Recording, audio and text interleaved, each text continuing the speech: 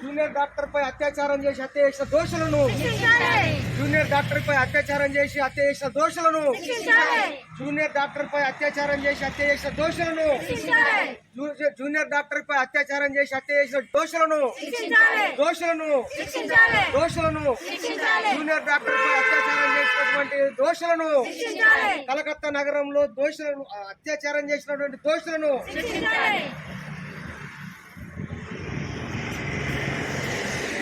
మిత్రులారా,